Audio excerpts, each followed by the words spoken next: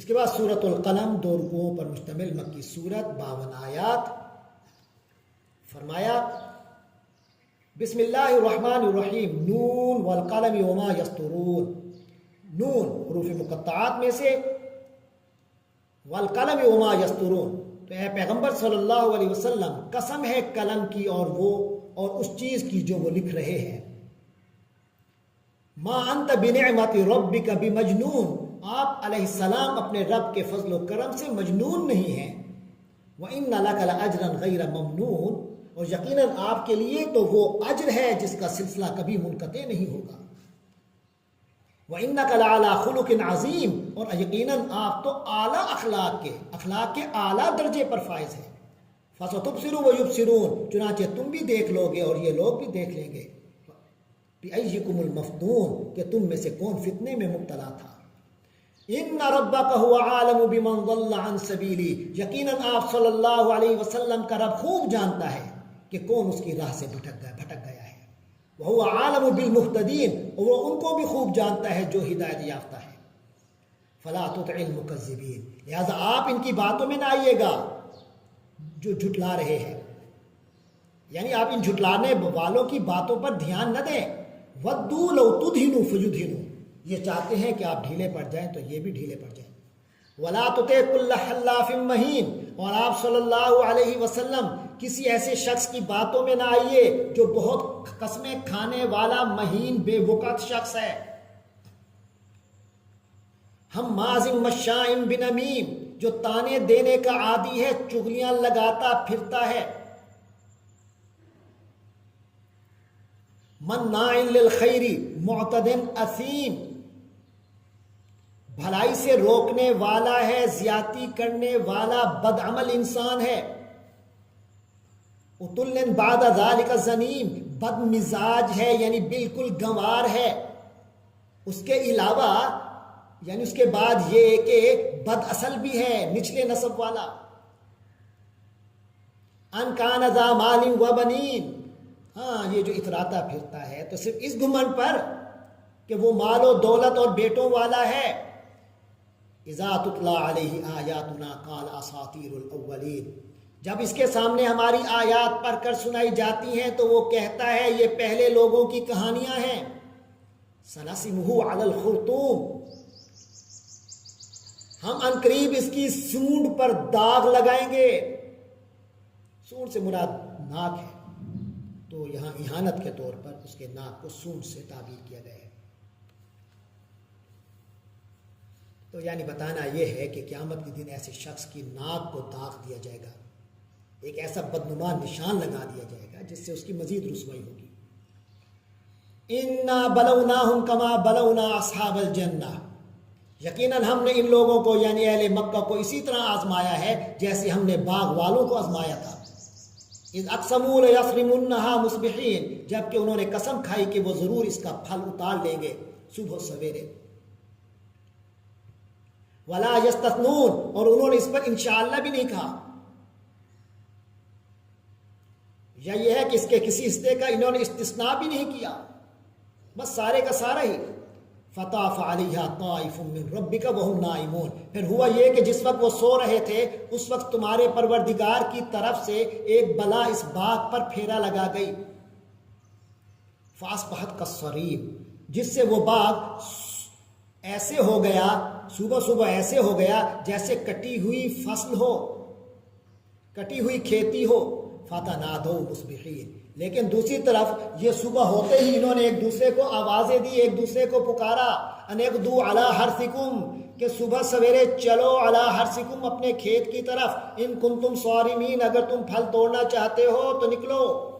فانطلقوا. تو وہ چل پڑے. وہم یتخافتون. اور چپکے چپکے یہ کہتے ہوئے باتیں کرتے جا رہے تھے ایک دوسرے سے، اور یہ کہتے ہوئے جا رہے تھے اللہ یدخلنها اليوم علیکم مسکین. کہ دیکھو آج کوئی مسکین تمہارے پاس اس باغ میں داخل نہ ہونے پائے.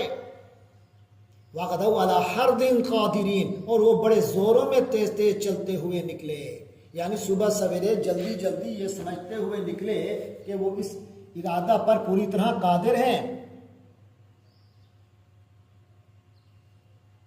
فلما رأوہا، پھر جب انہوں نے اس باغ کو دیکھا، قالوا انا لضالون، تو دیکھ کر کہنے لگے ہم ضرور راستہ بھٹک گئے ہیں، کہیں اور آ گئے ہیں۔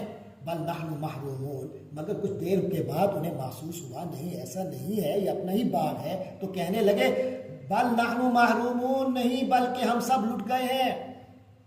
قال اوسطهم الم اقل لكم لولا تسبحون، ان میں سے جو سب سے اچھا شخص تھا وہ کہنے لگا کیا میں نے تم سے نہیں کہا تھا کہ تم تسبیح کیوں نہیں کرتے اپنے رب کی؟ قالوا سبحان ربنا انا كنا ظالمین، وہ کہنے لگے ہمارے پروردگار کی تسبیح، ہم اپنے رب کی تسبیح کرتے ہیں، یقیناً ہم ظالم تھے۔ فاقبل بعضهم على بعض يتلاومون، اب وہ ایک دوسرے کو ملامت کرنے لگے، پھر وہ ایک دوسرے کی طرف متوجہ ہو کر ایک دوسرے کو ملامت کرنے لگے۔ قالوا یا ویلنا انا کنا طاغین، اور وہ کہنے لگے سب متفق ہو کر یہ کہنے لگے ہائے ہماری بدبختی، ہم یقیناً ہم سب نے سرکشی اختیار کر لی تھی۔ عسى ربنا ان يبدلنا خيرا منها انا الى ربنا راغبون، اب امید ہے ہمارا رب ہمیں اس سے بہتر رزق عطا فرمائے گا، اس سے بہتر عطا کر دے گا، اب ہم اپنے رب کی طرف رجوع کرتے ہیں۔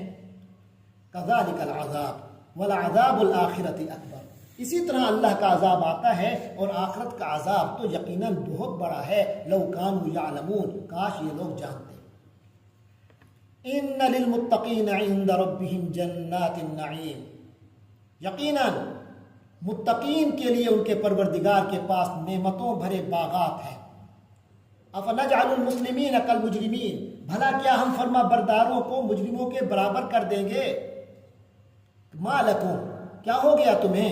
کیف تحکمون، تم کیسی باتیں کرتے ہو، کیسے حکم لگاتے ہو؟ ام لکم کتاب فیہ تدرسون، کیا تمہارے پاس کوئی کتاب ہے جس میں یہ تم پڑھتے ہو؟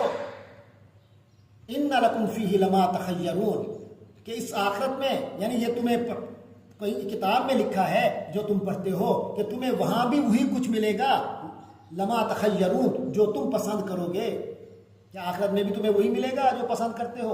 ام لکم ایمان علینا، یا تم نے ہم سے کوئی قسم لے رکھی ہے، بالغۃ الی یوم القیامہ، جو قیامت تک کے دن تک باقی رہنے والی ہے۔ ان لکم لما تحکمون، تمہیں وہی کچھ ملے گا جو تم طے کرو گے، یعنی کہ تمہارے لیے وہی کچھ فیصلہ ہوگا جو تم فیصلہ کرو گے۔ کیا اس کی اللہ نے قسم اٹھا کر تمہیں کہا ہے کہ قیامت کے دن ایسے ہی ہوگا جیسے تم چاہو گے؟ سلہم ایہم بذالک زعیم، ان اے پیغمبر ان سے پوچھئے ان میں سے کون ہے جو اس کا ضامن ہو، جس نے اس کی ضمانت لے رکھی ہو؟ ام لہم شرکاء، یا ان کے کوئی شریک ہیں؟ فلیاتوا بشرکائہم، تو یہ لوگ پھر اپنے ان شریکوں کو لائیں، ان کانوا صادقین، اگر یہ سچے ہیں۔ یوم یکشف عن ساق، یہ وہ دن ہوگا جس دن ساق کھول دی جائے گی، پنڈلی کھولی جائے گی۔ بعض حضرات نے اس کی تفسیر میں یہ لکھا ہے کہ پنڈلی کھل جانا دراصل عرب کا ایک محاورہ ہے جو سخت مصیبت پیش آ جانے کے لیے بولا جاتا ہے، یعنی مطلب یہ ہوا کہ جب قیامت کے دن سخت مصیبت پیش آئے گی تو ان کافروں کا یہ حال یہ ہوگا جو آگے آ رہا ہے۔ اور بہت سے مفسرین نے یہ بھی کیا ہے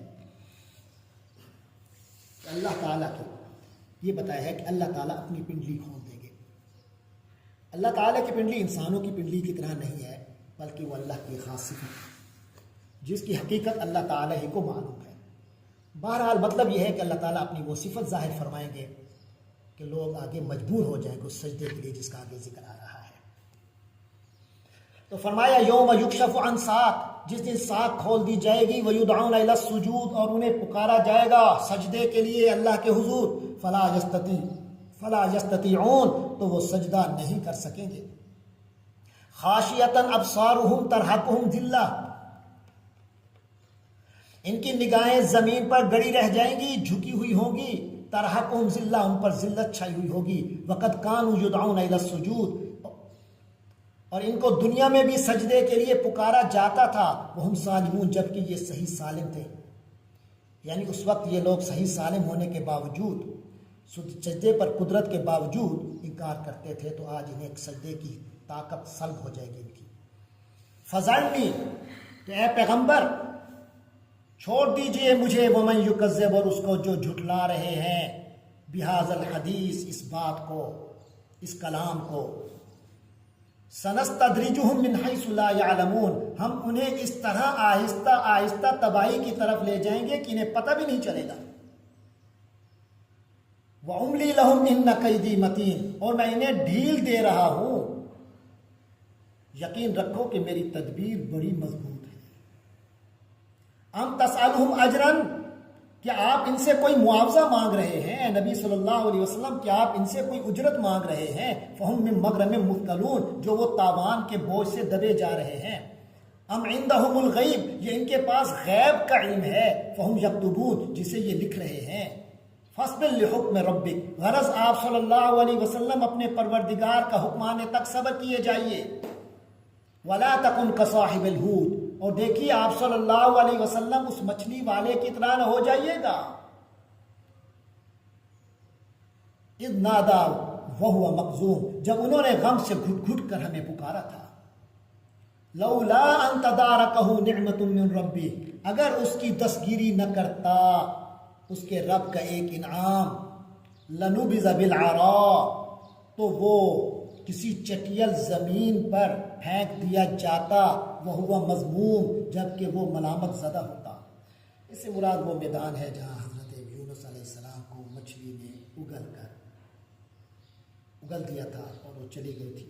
مطلب یہ ہے کہ مچھلی کے پیٹ سے نکلنے کے باوجود وہ اتنے کمزور ہو چکے تھے کہ ان کا زندہ رہنا بہت مشکل تھا۔ تو اللہ کے فضل و کرم نے انہیں سنبھالا اور وہ دوبارہ تندرست ہو گئے اور دوبارہ ان کو رسالت کا معاملہ ان کا ہوا اور اللہ نے انہیں مقام و مرتبہ عطا فرمایا۔ فاجتباہ ربہ فجعلہ من الصالحین، پھر ان کے پروردگار نے انہیں منتخب فرما لیا اور انہیں صالحین میں شامل کر دیا۔ وَإِن يَكَادُ الَّذِينَ كَفَرُوا لَيُزْلِقُونَكَ بِأَبْصَارِهِمْ، اور اے نبی یہ کافر تو تلے ہوئے ہیں کہ اپنی نگاہوں کے زور سے آپ صلی اللہ علیہ وسلم کو پھسلا دیں۔ لما سمعوا الذکر، جب وہ نصیحت کی یہ بات سنتے ہیں، جب یہ قرآن کو سنتے ہیں۔ وَيَقُولُونَ إِنَّهُ لَمَجْنُونَ، اور کہتے ہیں کہ یہ شخص تو دیوانہ ہے۔ وَمَا هُوَ إِلَّا ذِكْرٌ لِّلْعَالَمِينَ، حالانکہ حقیقت یہ ہے کہ یہ جو کلام ہے، ما ہوا یہ نہیں ہے، الا مگر ذکر، یاد دہانی، للعالمین، تمام جہانوں